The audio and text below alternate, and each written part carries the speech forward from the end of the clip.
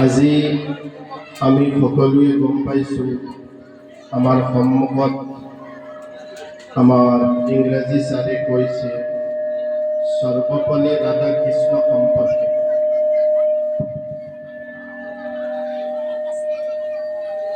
মই এই 5 ছেপ্টেম্বৰ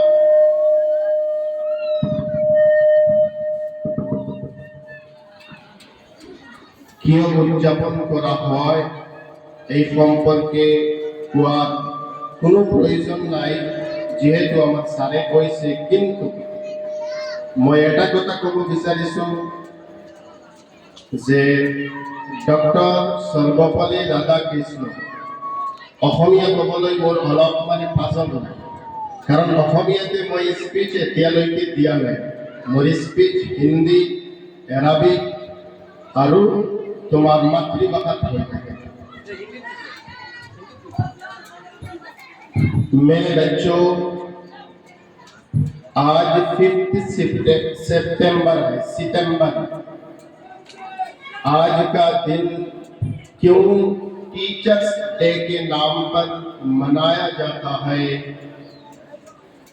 हमारे सामने हमारे सार ने पूरी विस्तार के साथ रख दी, लेकिन डॉक्टर सर्वपल्ली राधाकृष्ण उन्होंने एक ही बात कही थी कि आज का दिन उनका जन्मदिन के तौर पर मनाया जाता था, लेकिन उन्होंने ये खुशी इजहार किया कि अगर इस दिन को टीचर्स डे के तौर पर मनाया जाए तो वो ज्यादा खुश होंगे।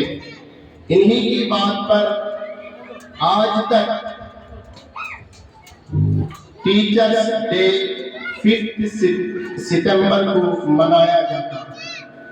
क्योंकि मैं आलिम दीन हूँ, मैं अरबिक टीचर हूँ, इसलिए मैं इस बात को भी कुरान हदीस से जोड़ देता हूँ। इस बात को भी मैं कुरान से जोड़ देता हूँ।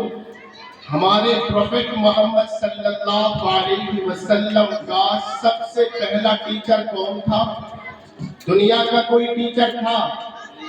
जी, दुनिया का कोई टीचर हमारे प्रोफेट मोहम्मद सल्लल्लाहु अलैहि वसल्लम को नहीं पढ़ाया था। तो उनका फर्स्ट टीचर हजरत जिब्राइल अलैहिस्सलाम थी। मैं इस बात को कुरान से जोड़ रहा हूँ, ध्यान से सुनिएगा।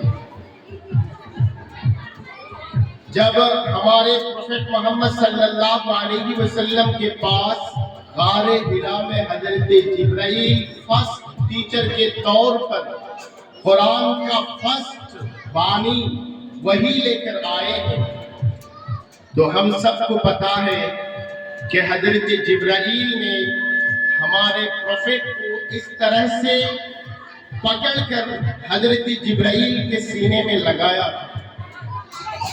और कहा था कि इक़रा यानी पढ़ो। हमारे नबी ने कहा कि अना बिकारीन, में पढ़ना नहीं जानता, मेरे को पढ़ना आता नहीं है। इसी तरह 3 मरतबा किया।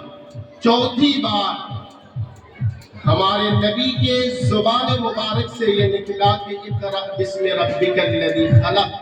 लेकिन इन 3 दबाव पर जो हजरत जिब्राइल ने हमारे प्रोफेट को सीने के साथ लगाकर 3 बार दबाया, उसकी बिना पर हमारे नबी के शरीर मुबारक से पसीना निकला और हमारे नबी ने ये फरमाया कि मेरे को इतना तकलीफ हुआ, इससे पहले जिंदगी में कभी ऐसा तकलीफ मैंने नहीं सहा।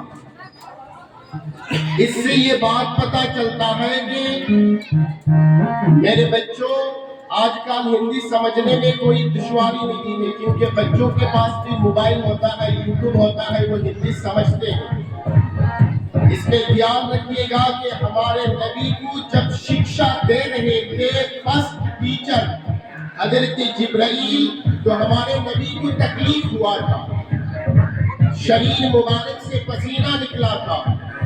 اور ایسا تکلیف ہوا تھا کہ نبی نے کہا کہ میرے کو پہلی بار ایسا تکلیف ہو رہا ہے. تو آپ کو بھی ذہن میں یہ رکھنا ہے کہ آپ کی شکشا حاصل کر رہے ہیں، اگر صحیح نیت سے شکشا حاصل کرنے کی ہے تو آپ کو تکلیف برداشت کرنا پڑے گا، آپ کے شریر سے پسینہ نکلوانا پڑے گا، آپ کو رات کی نیند حرام کرنی پڑے گی، تب جا کے آپ کو شکشا حاصل ہوگا، جس طرح ہمارے نبی کو شکشا حاصل ہوا تھا.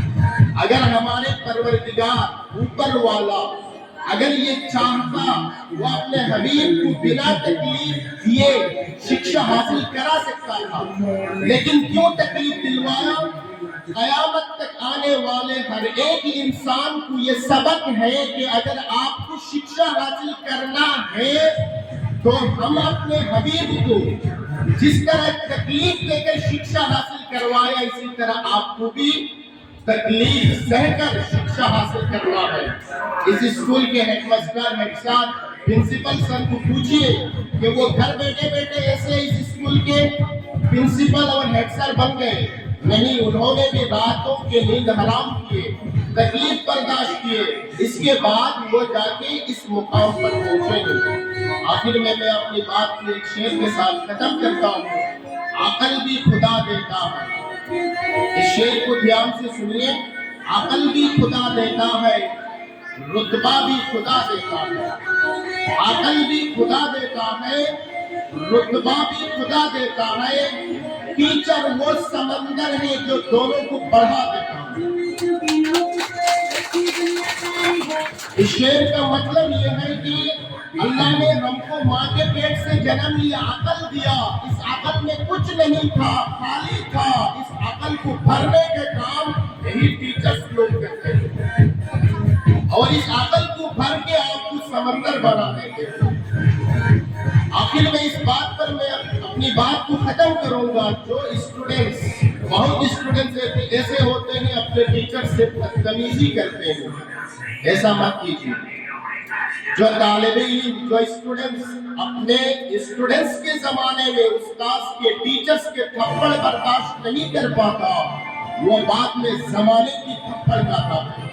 اللہ ہمیں ان باتوں پر عمل کرنے کی توفیق عطا فرمائے. آمین.